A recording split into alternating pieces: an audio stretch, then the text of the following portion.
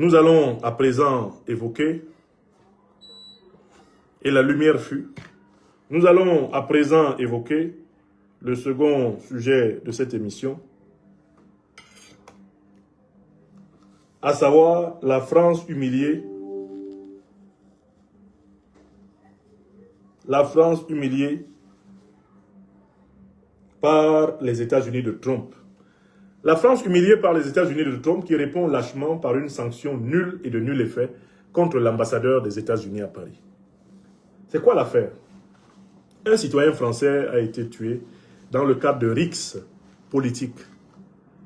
Un certain monsieur Quentin Derenque, il a été tué dans le cadre de rixes politiques en France.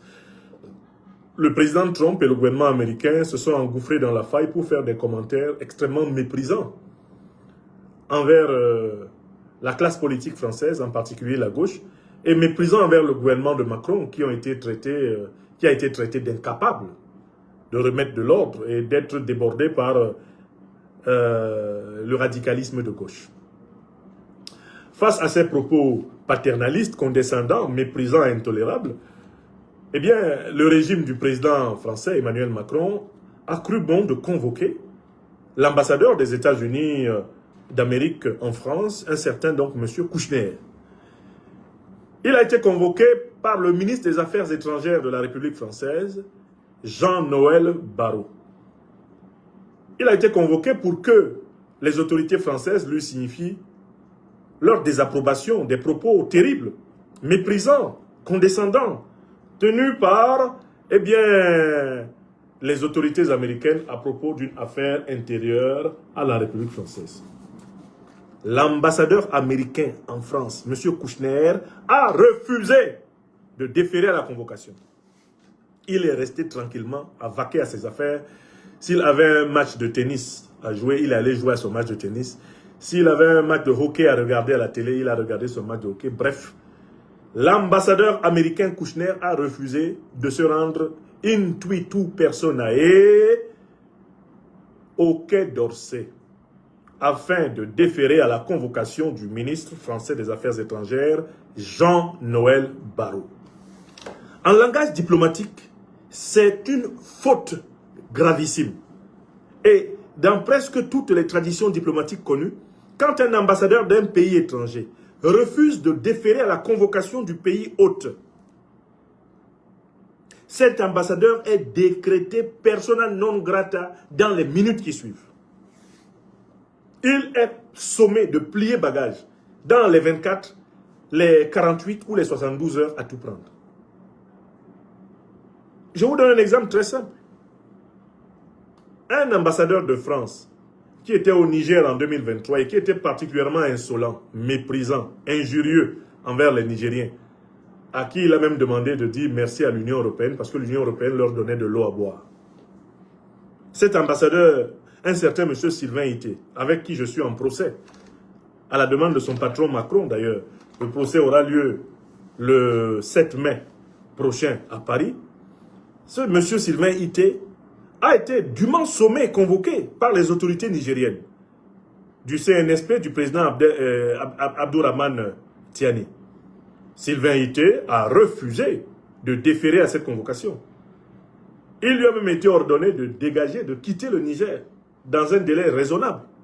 Il a refusé d'obéir à cette injonction au motif qu'il ne considérait pas les autorités nigériennes comme étant des autorités légales et légitimes et que pour lui, le véritable président, c'était le junta de Niamey, Mohamed Bazoum, qui a fait boum. Mais Sylvain Ité a été chassé de force par le mano à mano, le bras de fer, qui a été imposé aux troupes néocolonialistes françaises à Niamey. C'est quand il s'est rendu compte que les troupes néocolonialistes françaises ne pouvaient pas vaincre militairement l'armée nigérienne, qui était rassemblée comme un seul homme derrière son chef, le président Abdourahmane Tiani. C'est à ce moment qu'Emmanuel Macron a battu en retraite, demandé à l'armée française d'obéir à l'injonction de quitter le sol nigérien. Et dans la foulée, la queue entre les jambes, Sylvain Ité fila. Il fila nuitamment. Et échappa à l'ambassade de France dans laquelle il croyait avoir constitué un nouveau fort néocolonial de résistance contre l'Afrique. Donc, l'épisode qui a conduit à l'expulsion de Sylvain Ité du Niger est typiquement cet épisode-là où on voit un ambassadeur qui est dans un pays étranger et qui refuse de se soumettre aux autorités du pays étranger et notamment de déférer à une convocation, ce qui est la moindre des choses, le moindre des devoirs qu'un ambassadeur a dans quelque pays qu'il soit, c'est quand il est convoqué par les autorités du pays, il doit s'y rendre. Il n'y a aucune excuse, il doit s'y rendre. C'est une convocation qui a une valeur contraignante et qui est la condition même de la relation diplomatique. Or, l'ambassadeur américain Kouchner a refusé. Il a refusé d'aller rencontrer Jean-Noël Barrot. Il a refusé avec le gouvernement français. Il a considéré que le gouvernement français n'avait pas titre pour le convoquer, lui, l'ambassadeur des États-Unis d'Amérique. Alors, quelles sont les motivations de cet ambassadeur? Mais il est habité de l'esprit de Trump. Trump se considère comme le président des États-Unis d'Amérique et par là, il est le chef suprême de l'Occident militaro-politique, industriel et financier. Donc, Donald Trump ne comprend pas que le ministre d'un de ses subalternes, à savoir Emmanuel Macron, président de la République vassale française, mais Donald Trump ne comprend pas que le ministre des Affaires étrangères d'un de ses subalternes ose convoquer son ambassadeur à lui, qui le représente, lui, Trump, le super chef, le superman. Et j'imagine Trump quand il a appris ça. What are they talking about? They say they are calling for my ambassador to go and see them. I think that Macron is a madman. I can't accept that at all. Tell him to never go there and Macron will do nothing. I will call him Emmanuel Macron. Emmanuel Macron. You can't dominate my ambassador. As you know, I'm Donald Trump, I'm Magic Trump, I'm the Superman. I am the dominant male of the West. Who are you? Who are you? Emmanuel Macron, don't call to my ambassador again. He told me, oh yes, sir, I will no more do that. I will no more do that. President Trump, excuse me, forgive me. Oui! Donald Trump, comme vous voyez là, considère que Macron, c'est son sous-fifre. Mais comment ton sous-fifre peut envoyer une convocation à ton ambassadeur? Alors que toi-même, tu considères que l'ambassadeur des États-Unis en France est supérieur au président français. Comment le président français peut envoyer un ministre convoquer l'ambassadeur des États-Unis en France, alors que les États-Unis se considèrent comme une puissance tutélaire de la France? Ce sont les États-Unis qui protègent l'Union européenne. Hein, ils ont au moins pratiquement, je ne sais pas, une soixantaine de bases militaires en Europe. Hein, ils sont présents militairement en Italie, en Allemagne, en Belgique. Ils ont des bases militaires au Royaume-Uni. Ils sont présents au Danemark. Ils sont même présents au Groenland. Voilà des gens qui sont sous protection. L'Europe est un protectorat militaire, monétaire, financier, économique, diplomatique américain. Vous osez convoquer l'ambassadeur de Trump? Mais Donald Trump a dit, you are mad, man. That Macron is just a madman. He's a madman. Do you know how can he give a convocation to my ambassador? And just tell me how. That Macron, I think he has a problem. He's very proud of himself, but he's just an ignorant. He doesn't know that I am the chief. The commander-in-chief of the West is Donald Trump. Donald Trump. Oui! Mais écoutez, on s'attendait quand même que ces gens-là, qui ont été capables d'utiliser Sylvain Ité pour défier tranquillement le Niger pendant plusieurs jours et même plusieurs semaines, on s'attendait à ce qu'ils aient quand même un peu de courage, qu'ils aient un peu, on peut dire, un peu de gnaque. Vous savez quelle est la sanction qu'ils ont infligée à l'ambassadeur américain Kouchner?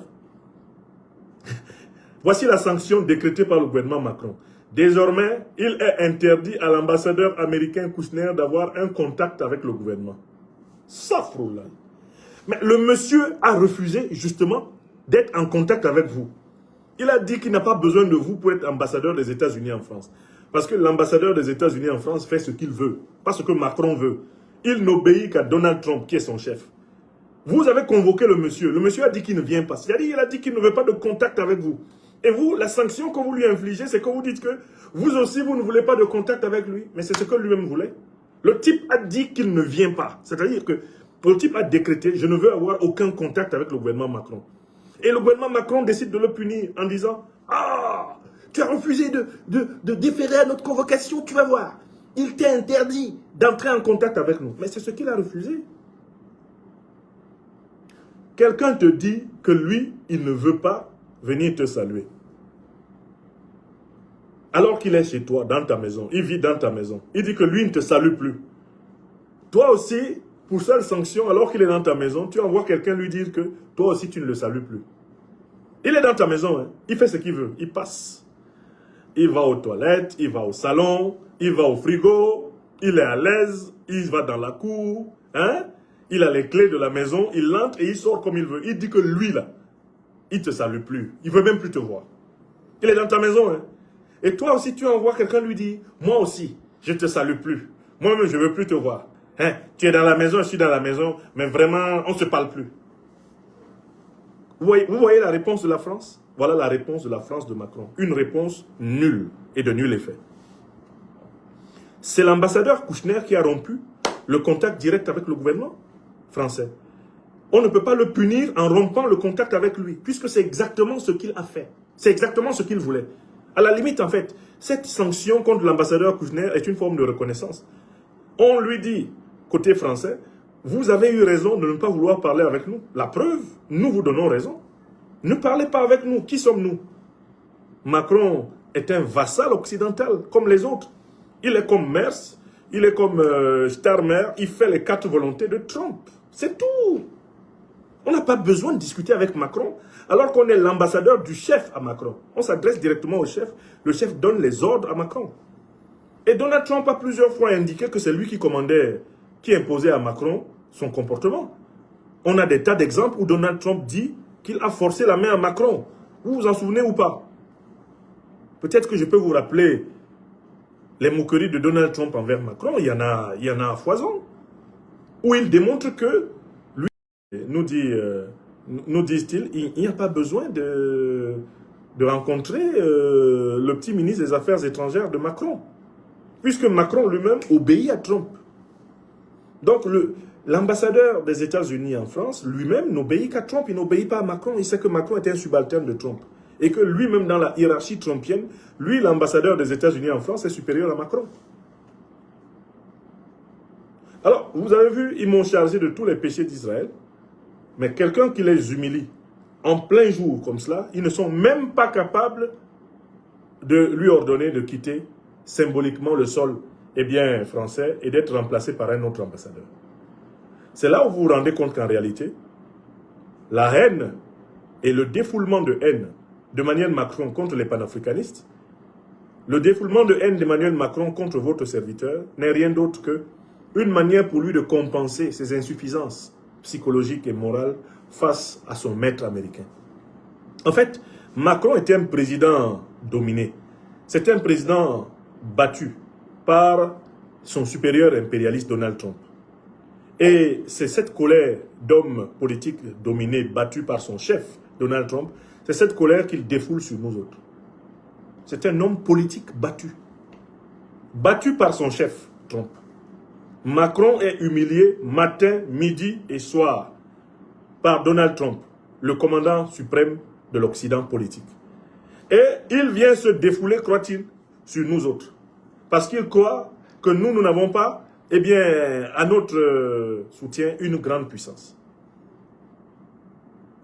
Il vient se défouler sur nous en pensant ainsi compenser ses carences affectives, contractées dans les bastonnades diplomatiques que lui inflige tout naturellement, le terrible, Donald Trump, le père fouettard, de Washington. Donc, voilà comment je perce la première énigme du comportement, de Macron. Je le comprends mieux à partir de là. Je dis, ah voilà, enfin je comprends pourquoi Macron est inutilement brutal. Il a la brutalité des gens qui sont battus quelque part. En fait, il est battu diplomatiquement, j'entends, matin, midi et soir par Trump. Et donc, il essaie de se défouler sur ceux qui éventuellement autour de lui sont sans protection. C'est typiquement le comportement d'un homme battu. Voilà l'une des clés. Parce que regardez la mollesse avec laquelle il répond, il réplique à un ambassadeur qui méprise toute la France, qui méprise la République française.